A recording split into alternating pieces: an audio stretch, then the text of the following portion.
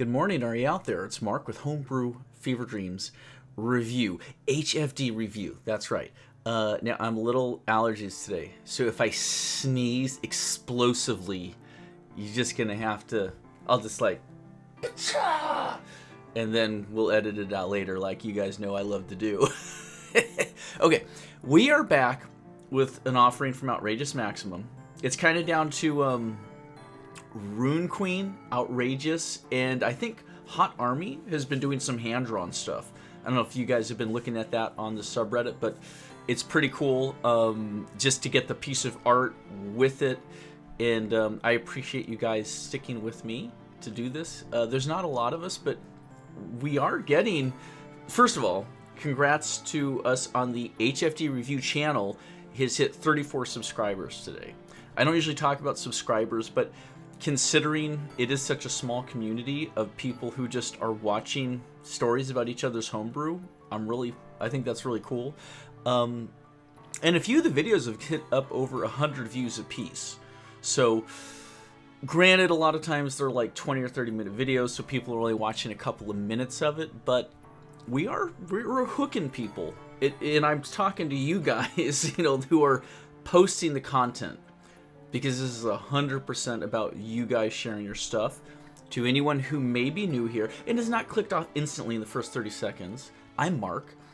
This is HFD Review, and you may post homebrew content for any system. We're more or less we're about D&D just because we know it, but ultimately you can't put any role-playing system. We like to look at subclasses are probably our number one. We like spells. And spells can certainly be pretty agnostic if you give it a description. There's no format, just so you know. If anyone wants to add stuff on, you could just write it descriptively like you're writing it right out of a story or something. Stories are welcome. Artwork is welcome for critique. We'll look at it for a couple minutes. I went to arts college stuff for a year, so I do a little bit of critique, but I'll be fair and even. I'll compliment, I'll critique, and just talk about the fun of it. But that's it. Let's get to this one. This one's a little shorter today. Echo Weapon Spell. Just a simple magic spell I came up with. Outrageous does that. Echo Weapon. First level, conjuration, somatic, god damn it, immaterial with the asterisks. Casting time, 1 action, range 30 feet, duration instantaneous. So material component, I'm just going to read down at the bottom here. 1 magical or non-magical melee weapon which doesn't require attunement and can be held by you and the target creature. You must be holding this weapon to cast it. That's a very odd material component. It is not consumed, but you do have to have it. Okay, so here's the actual spell text. You brandish the weapon used in the casting of the spell and target 1 creature that is willing and has an open hand within 30 feet of you. And by open, it doesn't mean like open, but it just means nothing in the hand. Okay. That creature may use their reaction now or bonus action on their next turn to make an attack with an echo weapon of the weapon you used to cast the spell. The attack also deals an extra 1d force damage. At higher levels, when cast with the spell slot above first, the echo weapon deals an additional 1d10 force damage for every level above first. So this is interesting because it's not like some slam dunk spell, but it's a very cool support idea. There is this balance thing of like, okay, you're burning an action to cast a spell, and ultimately you're really giving up your chance to attack. However, I know with like my life domain cleric, I play Lekka, Astral Elf, in a Spelljammers campaign right now. Lekka is just a horrible melee combatant. And I don't make melee attacks very often. I've learned that with him.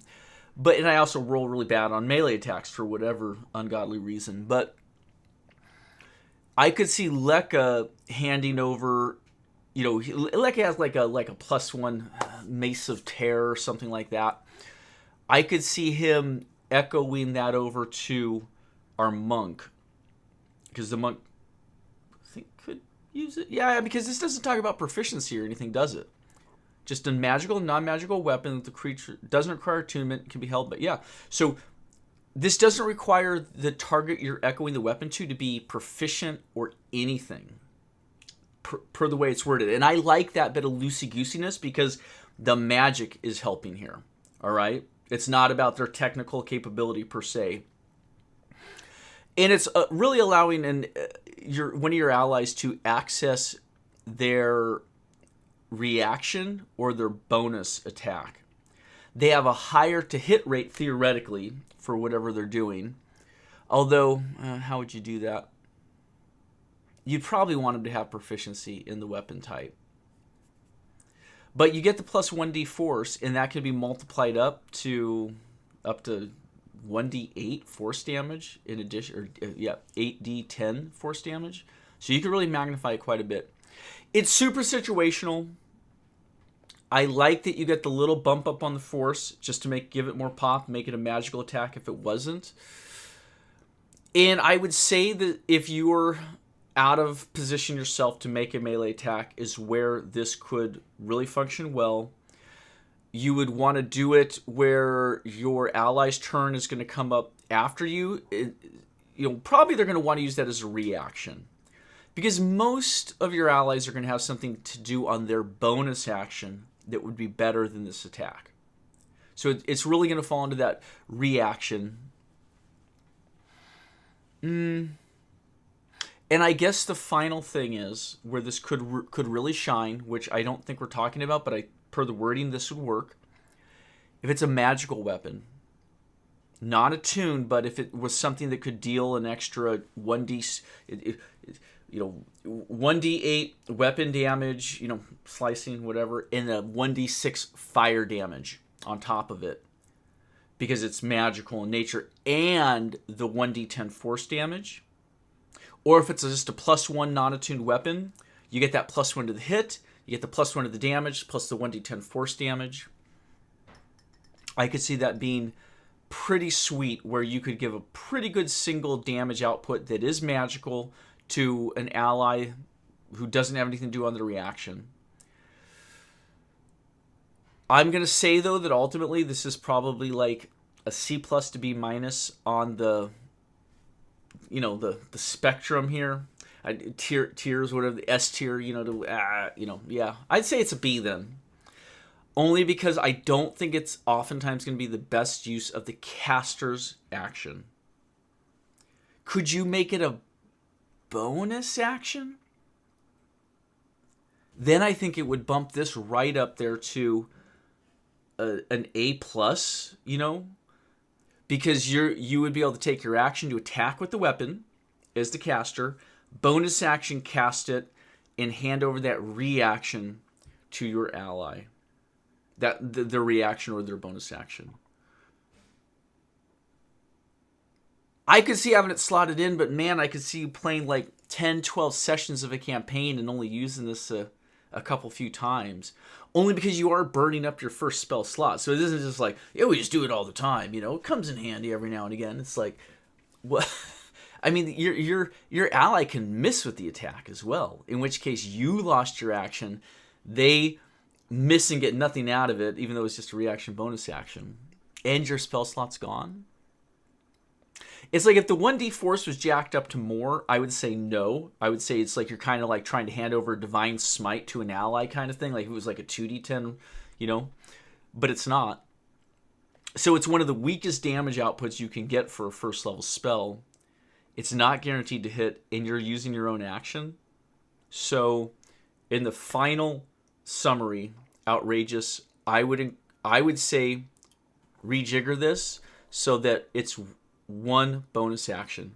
I think that would make it a solid spell. And then in the situations where you have the appropriate weapons, and DMs can control that, throttle that by making sure that any weapon that's too crazy powerful requires attunement and thus can't be used by this spell if things are getting a little out of wonk. But yeah, that's it for now. If you watched, thank you so much. Take care.